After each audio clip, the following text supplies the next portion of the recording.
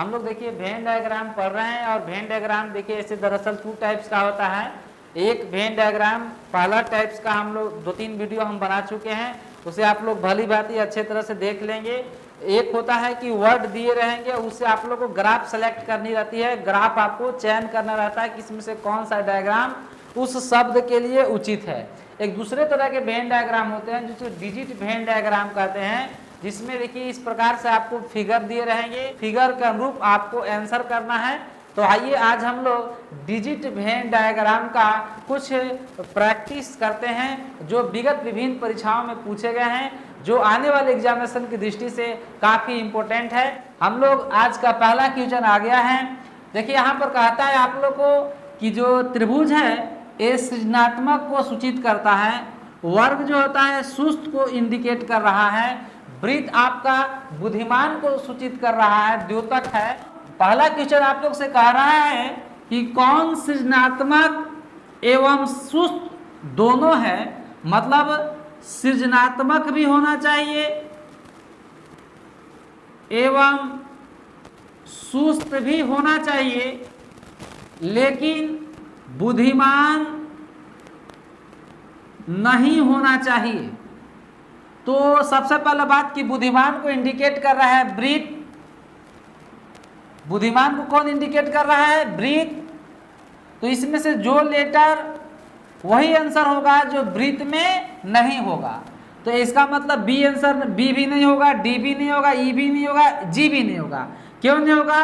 क्योंकि ये बुद्धिमान को कौन दर्शा रहा है? वृत्त दर्शा रहा है। तो जो वृत्त में है वो तो आंसर बिल्कुल नहीं होगा। तो आपके पास अब आंसर होने का चांस कौन है? ए, एफ और सी। आपसे क्वेश्चन पूछा है कि सृजनात्मक भी होना चाहिए और सुस्त भी होना चाहिए, मतलब जो त्रिभुज में भी हो और जो आयत में भी हो वो आपका आंसर होगा। तो जो त्रिभुज में भी और आयत में दोनों में कॉमन कौन है? एफ कॉमन है। तो इस स्थिति में इसका एफ आपका जो है सृजनात्मक भी है और आपका सुस्त भी है। जो आपको एफ जिस ऑप्शन में होगा वो आपका उचित आंसर होगा। इस एफ जो आप लोग को दिख रहा है वो बी ऑप्शन में दिख रहा है, इसलिए इसका आंसर बी होगा। इस डायग्राम में आपका दूसरा क्वेश्चन है कि कौन बुद्धिमान लेकिन सुस्त व्यक्ति है, मतलब बुद्धिमान भी उसको होना चाहिए और सुस्त भी होना चाहिए, ये दोनों होना चाहिए। अब बुद्धिमान और सुस्त तो होना ही चाहिए, अगर वो सृजनात्मक हो या ना हो, चूंकि ये सृजनात्मक की चर्चा नहीं की है, लेकिन हाँ उसको बुद्धिमान और सुस्त होना ही पड़ेगा। तो जो वृत्त और वर्ग दोनों में होगा वो आपका आंसर होगा। सृजनात्मक की चर्चा नहीं कर रहा है। इस क्वेश्चन का सबसे मेन बात याद रखना है कि आपको वृत्त और वर्ग में होना ही होगा, लेकिन त्रिभुज में हो या ना हो इसका कोई गारंटी नहीं है।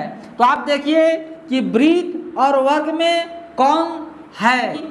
ई और जी आपका वृत्त में भी है और वर्ग में भी है। तो ये आपका ई और जी जिस ऑप्शन में होगा वो आंसर होगा। को ए ऑप्शन में दिख रहा है, इसलिए इसका आंसर ए होगा। देखिए नेक्स्ट क्वेश्चन आ गया है, कहता है कि वर्ग आपको महिला को सूचित कर रहा है, वृत्त विवाहित को सूचित कर रहा है, त्रिभुज आपका प्रोफेसर को इंडिकेट कर रहा है। अब आप देखिए क्वेश्चन आपसे कहता है कि कितनी महिला प्रोफेसर हैं किंतु विवाहित नहीं हैं, मतलब महिला और प्रोफेसर होना चाहिए लेकिन विवाहित नहीं है। मतलब विवाहित किसको इंडिकेट कर रहा है? वृत्त को, मतलब उसको वृत्त में नहीं होना चाहिए, महिला यानी वर्ग में होना चाहिए, प्रोफेसर त्रिभुज में होना चाहिए, लेकिन वृत्त में नहीं होना चाहिए, किंतु विवाहित नहीं है। विवाहित को कौन इंडिकेट कर रहा है? वृत्त। तो जो भी डेटा आपको वृत्त में दिया हुआ है उसको तो नहीं लेना है, तो हमको वृत्त को छोड़ देंगे तो हमको क्या बचेगा? 8, 5 और 13।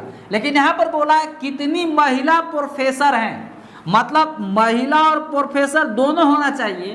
तो महिला यानी आपको महिला यानी वर्ग में और त्रिभुज में दोनों में कॉमन होना चाहिए। तो वर्ग और त्रिभुज में कॉमन कौन है? 5 है। कॉमन कौन है? 5 है, तो जो इस प्रकार से महिला प्रोफेसर है, ऐसे 5 हैं जो आपको ऑप्शन नंबर सी में दिख रहा है कि इसका आंसर सी होगा। नेक्स्ट क्वेश्चन इसी में है, कितनी महिला विवाहित है परंतु प्रोफेसर नहीं है। प्रोफेसर नहीं है मतलब कि त्रिभुज में नहीं होना चाहिए। प्रोफेसर नहीं है मतलब जो डेटा है वो प्रोफेसर यानी त्रिभुज में नहीं होना चाहिए, महिला यानी वर्ग में होना चाहिए, और विवाहित यानी वृत्त में होना चाहिए।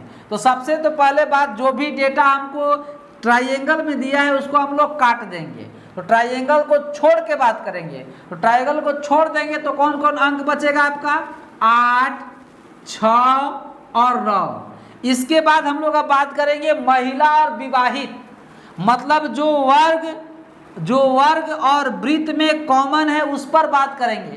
तो ये आपका वर्ग हुआ, ये आपका वृत्त हुआ, और दोनों में कॉमन कौन है, 6, जो वर्ग में भी है और आपका वृत्त में भी है, मतलब महिला भी और विवाहित भी है। जो आपका 6 है ये दोनों में कॉमन है, इसलिए आंसर इसका 6 होगा, जो आपको ऑप्शन नंबर बी में दिख रहा है। तो इसका आंसर बी हम लोग क्लिक करेंगे। क्वेश्चन कहता है कि त्रिभुज जो है गणित पसंद करने वाले विद्यार्थियों को दर्शाता है, वृत्त अंग्रेजी पसंद करने वाले विद्यार्थियों को सूचित करता है, वर्ग तर्क शक्ति यानी रीजनिंग पसंद करने वाले व्यक्तियों को सूचित करता है। तो आपसे क्वेश्चन पूछ रहा है कि ऐसे कितने विद्यार्थी हैं जो तर्क शक्ति यानी रीजनिंग पसंद नहीं करते हैं। तो रीजनिंग का आपको डायग्राम कौन है, आपका वर्ग है। या अब हम लोग वो देखना है, वो स्टूडेंट्स को देखना है जो वर्ग में नहीं है। वर्ग में, चूंकि वर्ग किसको इंडिकेट कर रहा है, रीजनिंग को, तो जो रीजनिंग जो वर्ग में जो होगा वो तो तर्क शक्ति पसंद करेगा।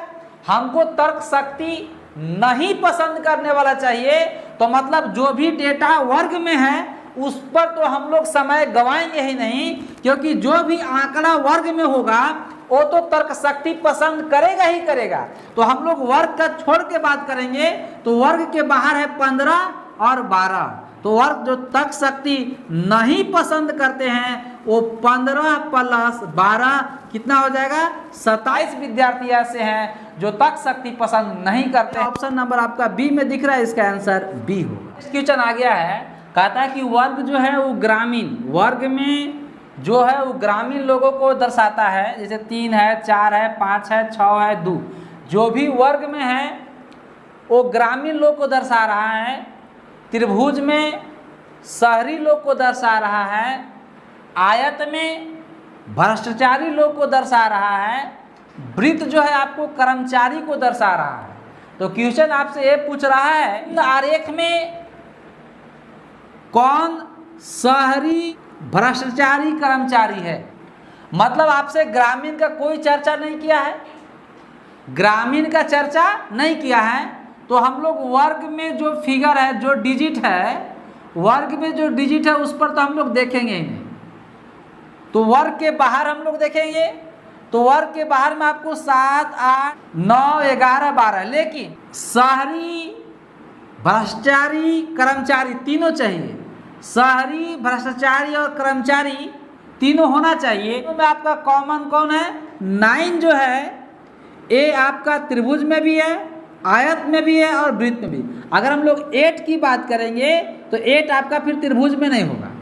अगर 7 की बात करेंगे तो ये आयत में भी नहीं होगा, त्रिभुज में भी नहीं होगा।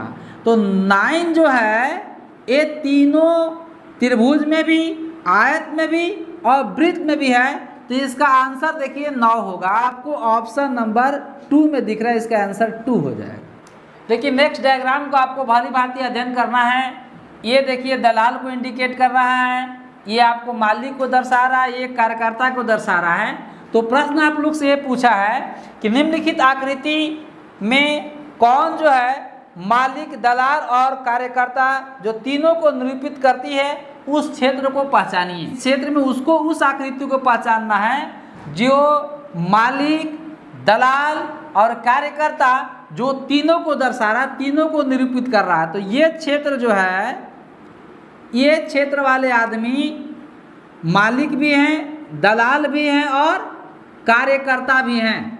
ये क्षेत्र तीनों फिगर में कॉमन है और इस क्षेत्र इसको आपको टी से इंडिकेट किया है। कैसे इंडिकेट किया है? इस क्षेत्र को टी से दर्शाया है और टी से दर्शाया है जो आपको ऑप्शन नंबर किस में है? बी में आपको टी दिख रहा है, तो इसका आंसर बी होगा। दोस्तों आज के प्रैक्टिस सेशन में डिजिट वेन डायग्राम से बस इतना ही प्रश्न। अगर आप लोग को अच्छा लग रहा होगा तो प्लीज़ अपने लाइक और कमेंट्स ग्रुप में अपना प्यार देना ना भूलें। साथ ही साथ अगर आप चैनल पर नए हैं तो सब्सक्राइब करके बेल आइकन जरूर दबाकर इस प्रतिज्ञा परिवार में अपने आप को जरूर शामिल कर लें। Thank you so much.